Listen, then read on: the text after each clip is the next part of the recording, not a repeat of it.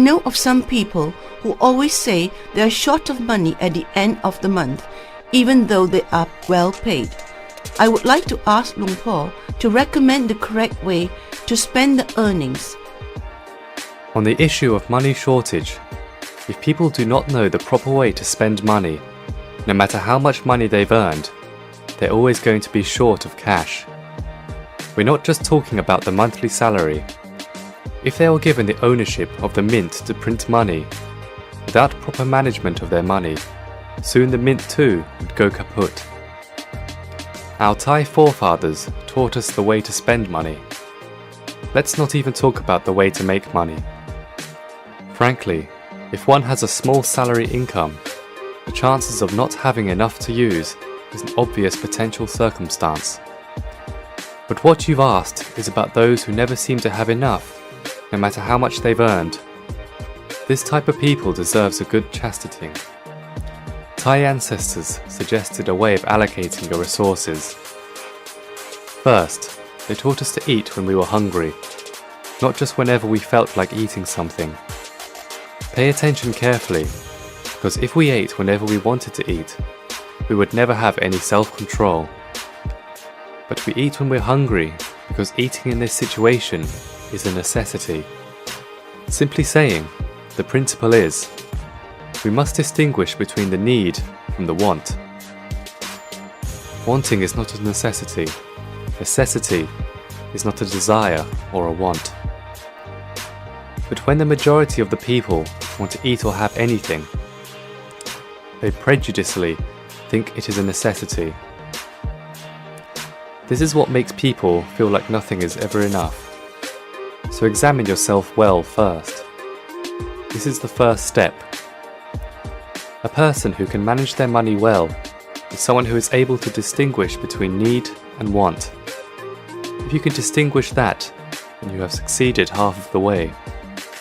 Secondly, regarding money management, my progenitors, including my mother, taught me not to manage money at the amount of the income received or the expenditure spent, but at the savings. People generally like to think that the more they earn, the more the reserves they should have. The less the earnings, the less the reserve, or the less they have to spend. They see this matter as a normally occurring scenario. My mother gave me a simile that illustrated the usefulness of a bamboo basket in fetching water. When the basket is in the water, it is full of water, but when you lift the basket out of the water, only the empty basket remains, or a few drops of water are left at the bottom of it. If a small coconut shell or a small bowl is immersed in water, it may look like it doesn't contain much water, but when you carry it up, it is completely full of water.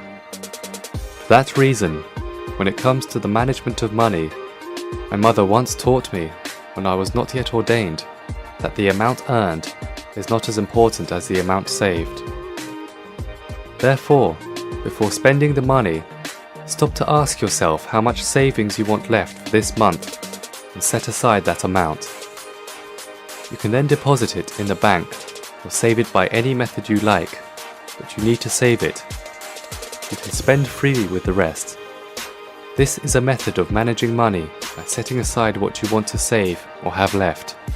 When you are able to differentiate between the need and the want, you will spend only on the need, for it is necessary, and not because you like or want to squander your money away. Second, manage your money based on what you want to save, not by the earnings or expenditures. You need to know how much to set aside for times of sickness. Be able to manage your money this way, so that you won't be overindulging your mouth and stomach. Soon, you will be able to manage it easily.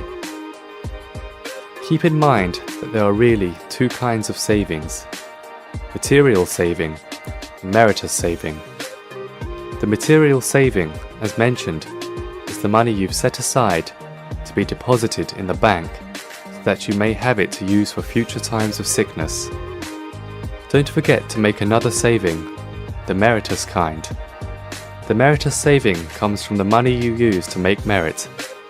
Learn how to convert your material wealth into meritorious wealth so that you can deposit it into your merit bank. Making merit through contribution to temples and charities is a way to convert the material wealth into meritorious wealth. This type of wealth will remain with us across many lifetimes and existences. It cannot be robbed, cheated, burnt, or flooded.